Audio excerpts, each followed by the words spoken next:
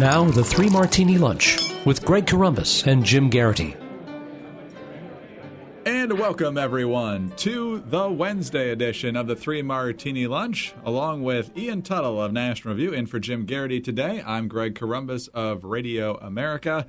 Good, bad, and crazy martinis for conservatives as usual. And Ian, with 16 now Republican presidential candidates, it's hard for some of the less well-known ones to get some attention.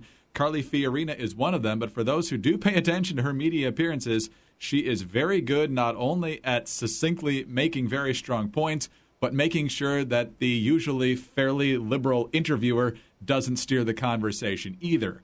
Yesterday, she was on the lead with Jake Tapper, who is probably one of the more balanced reporters out there because of the fact that he was even willing to talk about the Planned Parenthood videos. A lot of other reporters are not. But he had Carly Fiorina on, first of all, to talk about the 20-week abortion ban that we talked about yesterday that Scott Walker signed in Wisconsin.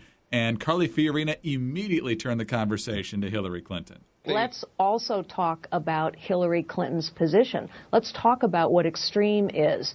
It's not a life until it leaves the hospital. That's Hillary Clinton's position. It's Hillary Clinton's position that a 13-year-old girl needs her mother's permission to go to a tanning salon or get a tattoo, but not to get an abortion. It's Hillary Clinton's position that women should not be permitted to look at an ultrasound before an abortion, and yet people who are trying to harvest body parts can use ultrasound to make sure that those body parts are preserved so they can be sold. That, Jake, is extreme. And then she also talked about how Americans, despite the media's attempt to paper over the difference, hates late-term abortion. But the majority of the American people now believe that abortion, for any reason at all, to be paid for by taxpayers after 5 months is an abomination. And this videotape, whether you're a pro-choice woman or a pro-life woman, this videotape is depraved. The casual nature with which these people are talking about fetuses and tissue and specimens. I tell you what, if a woman was looking at that ultrasound at that same stage in her pregnancy, the doctor would not be talking about fetuses or specimens or tissues. They would be saying, look at your baby's heartbeat, look at your baby's eyes, look at your baby's organs. So Ian, very succinctly put, very strongly put, and the contrast between what pro-life activists believe in Hillary Clinton's position couldn't be clearer. It's so good. That whole clip is so good.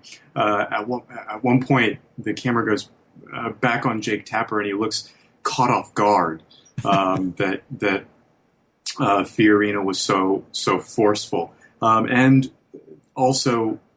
The question that he initially poses, she eventually answers, and she does it in exactly the right way, which is, my position has been clear, it's always been clear, here it is, but here's what we really need to be talking about. It's just a golden media moment, and to Fiorina's credit, she has a number of them. That's the political element here. On the merits of what she's saying, too, she's absolutely right. You look at the way the media has been operating over the past week or two. Every Republican has to comment on the presence of Donald Trump in the Republican primary, but no Democrat is being asked about Planned Parenthood. I believe I saw this morning that Jim Webb admitted that he hasn't even watched the videos. So there's an absolute double standard.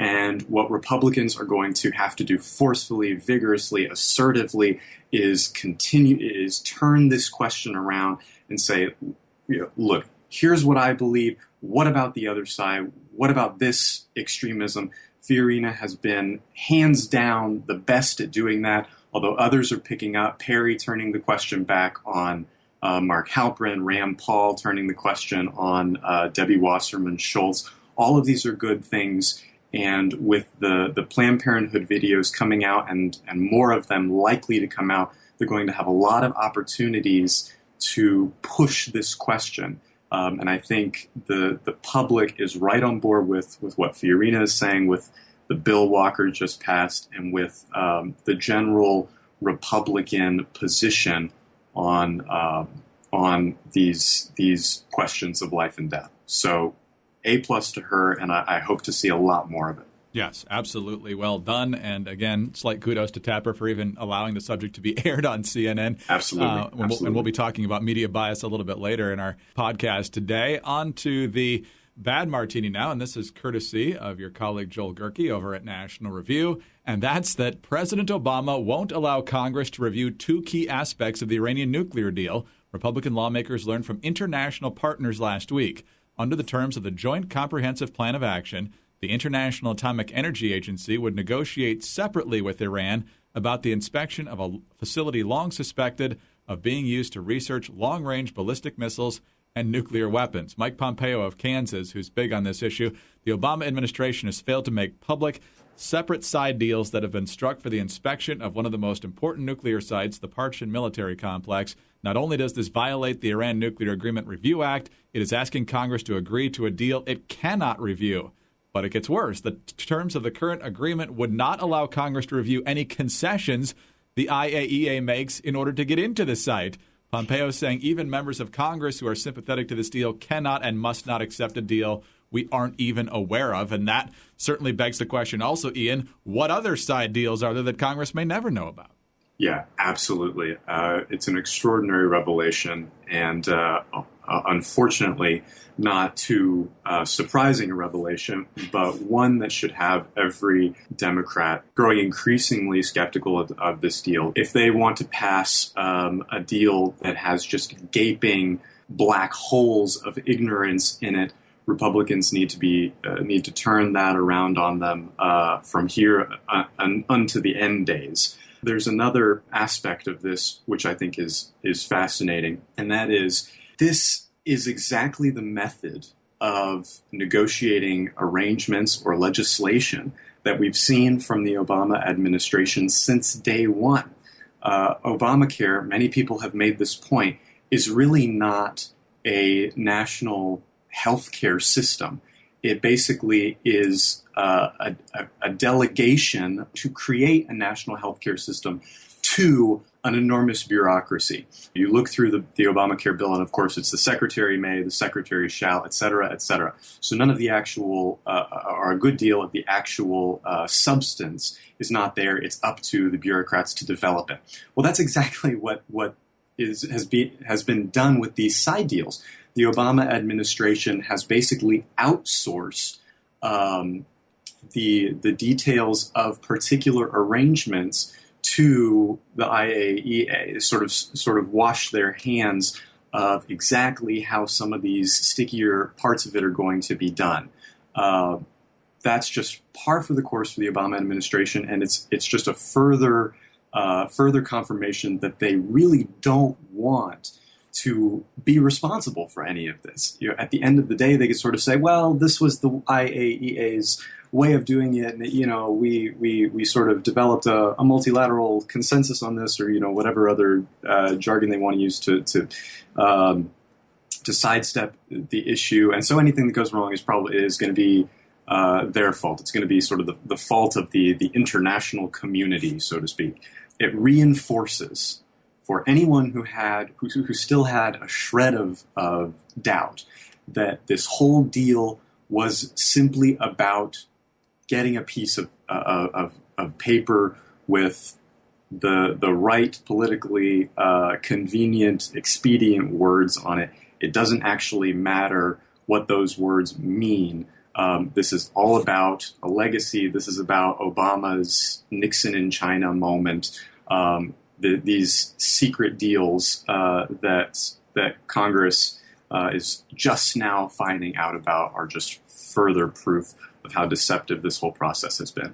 This is the third slap in the face to Congress. First, not calling it a treaty. Secondly, sending it up to the UN Security Council before Congress has a chance to review it. And now the revelation that they can't even see everything that's in this deal. So absolutely. You wonder, I've been wondering this, if John Kerry were still in the Senate, would he be okay with this treatment, or would he be condemning the administration for all of these end runs around his body? I don't know. You have to wonder. Probably depends on which party has the White House, I would have to say. Yeah. Be my guess. All right, on to the crazy martini now. And this is courtesy of Newsbusters. In yet another example of bias by omission, the big three of ABC, CBS, and NBC all refused to cover on Tuesday night a Senate Judiciary Committee hearing from hours earlier devoted to sanctuary cities and murders committed by illegal immigrants who benefited from the policy. As it often does, the Fox News Channel special report was there to pick up the pieces left by their network equivalents, with a full segment on Tuesday's program by Chief Congressional Correspondent Mike Emanuel. So you might be thinking, well, Bret Baier's got a full hour. The news on the networks is only half an hour, so maybe they just didn't have time because there was so much other news happening. Well, further down in the story, it says this. Instead of continuing to cover this issue, the CBS Evening News devoted a news brief to whales at the Japanese zoo spraying onlookers with water to help cool off from the warm temperatures that country has been facing. On ABC's World News Tonight, one portion of the Instant Index segment was spent hyping viral video of a baby instantly waking up when the song Uptown Funk came on the radio. Rounding out the networks, NBC Nightly News found it pertinent to report to viewers that the findings of a new study that concluded men who become fathers are at risk of gaining weight. So, Ian, it's pretty hard to explain what happened there when this is an issue that has dominated the headlines for weeks, and even the networks paid some attention to it. Hillary Clinton had comments about it. The fact that these other ridiculous stories got attention and that one didn't is literally inexcusable. Yeah, the Japanese zoo whales are hot right now. It's a hot button issue. Unfortunately, it's not too astonishing. This is something that the networks and Congress and the rest do not want to talk about because it goes against the narrative of illegal immigrants coming to the country for noble, compassionate reasons, wanting to be Americans, et cetera, et cetera. A lot of that is probably true. I don't doubt that a lot of people who've crossed over illegally want to create better opportunities for their families, et cetera, et cetera.